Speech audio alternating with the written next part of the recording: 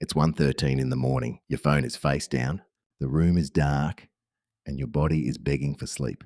But your mind is replaying something you said at dinner, then jumping to tomorrow's workload, then wondering why someone hasn't replied.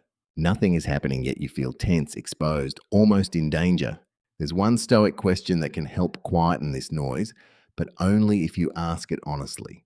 If you've ever told yourself to stop thinking, you'll know how well that usually goes. The harder you push a thought away, the more important it seems. Your mind assumes there must be a reason you're fighting it, so it brings the thought back for another look. It isn't trying to ruin your night, it's trying to protect you by finding an answer, predicting an outcome, or preventing a mistake. The problem is that some answers aren't available at midnight. So instead of forcing your mind to go silent, we'll do three things. We'll identify the loop, separate responsibility from uncertainty, and give tomorrow's problems somewhere to wait. It begins with noticing what your mind has quietly added to the facts. Suppose you sent a message 3 hours ago. The person has seen it, but they haven't replied. That's the event.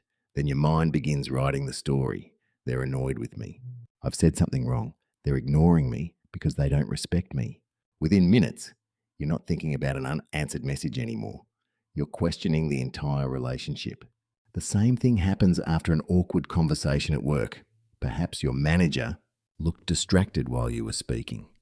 The fact is that they looked distracted.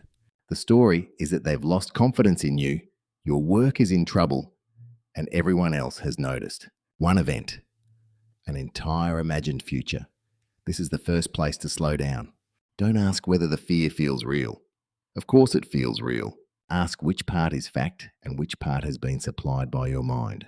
Try naming it plainly. This is a conversation replay. This is a prediction. This is my mind trying to read someone else's thoughts. You don't need to fight the story. Just stop confusing it with the event. The Stoics understood that events and our judgments about events aren't always the same thing. Something can happen, and then the mind can add fear, meaning, and certainty that the event itself never contained. Here's the short version. If you're getting no new information and finding no useful action, you're probably not solving the problem. You're circling it, and once you recognize the circle, you can ask the question that breaks it. What is actually mine to do right now? This isn't an ancient quotation, it's a modern, practical way of applying the Stoic principle of focusing on what depends on your choices and releasing what doesn't. The words right now matter. A concern may be real. It may even be your responsibility. But that doesn't mean it requires your attention while you're lying in bed. When you ask the question, there are three possible answers. First, there may be something you can do now. Perhaps you're worried you'll forget an important document in the morning. Put it beside your keys. Maybe you've remembered a task you haven't written down. Add it to tomorrow's list. Take the smallest useful action, then let the matter close. Second, there may be something you can do, but not until tomorrow. Imagine you regret the way you spoke to a colleague. You can apologize, but sending a long, emotional message at 1 a.m. may not be the wisest approach. Your answer could be simple. I can speak to them tomorrow after our morning meeting. There's nothing useful to do about it tonight. That isn't avoidance. You've identified your responsibility and decided when you'll meet it. The third possibility is that the concern lies outside your control. You can't choose whether your colleague accepts the apology. You can't rewrite the conversation. You can't control what someone thinks about you while you're asleep. You might remind yourself of this. I'm responsible for speaking honestly tomorrow. Their reaction isn't mine to control tonight. Notice the difference. Responsibility leads to a clear action. Mental self-punishment keeps demanding an outcome you can't guarantee. One prepares you to respond. The other makes you suffer the same imagined moment again and again. Stoicism doesn't ask you to stop caring. It asks you to place your effort where it can actually do some good. Understanding that is helpful. But at 1 a.m, you need something simple enough to remember when your thoughts are moving faster than reason. Try this 3-minute practice before sleep. The steps are simple. Name it, sort it, schedule, or surrender. First, name it. Take the thought that keeps returning and reduce it to one honest sentence. I'm worried tomorrow's presentation will go badly. I regret what I said this afternoon. I'm afraid that person is pulling away from me. Keep it short.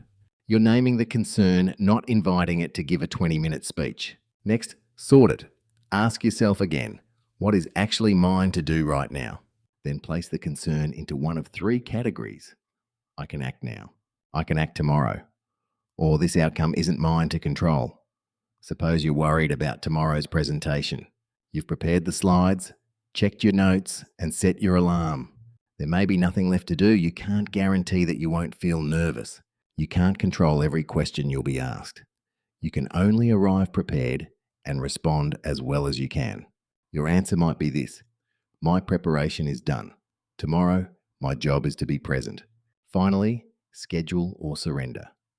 If an action belongs to tomorrow, write down exactly what you'll do and when. I'll review the first slide at 8. I'll call them during lunch. I'll ask for clarification when I arrive at work. A written plan tells your mind that the responsibility hasn't been forgotten. It has a place and a time. If no action is available, surrender the demand for control. That doesn't mean giving up. It means recognizing that continued thought cannot change the past, control another person, or guarantee the future. Say to yourself, there's nothing more required of me tonight. Or, I'll meet this when it arrives. I don't need to live it twice. The thought may return 5 minutes later. That doesn't mean the practice has failed. Ask the question again. Has anything changed? Is there suddenly a useful action available? If the answer is no, you don't need to reopen the case. You've already decided where the thought belongs. This practice isn't a promise that every difficult night will become easy. It simply gives your mind a boundary between a real responsibility and an impossible demand for certainty. Now return to that dark room at 1:13. The unanswered message is still unanswered. Tomorrow's presentation still matters. The awkward conversation still happened, but you're no longer trying to control all three from your pillow. You've separated the facts from the story. You've found the part that belongs to you, and you've given that responsibility a proper time. You don't need to solve your entire life before you're allowed to rest. Some answers belong to tomorrow. Some outcomes were never yours to command. The day can remain unfinished and still be over. What's one thought you're choosing to leave until tomorrow? Share it in the comments. For more practical Stoic ideas like this, subscribe to the Stoic Measure. Do what is yours, release the rest.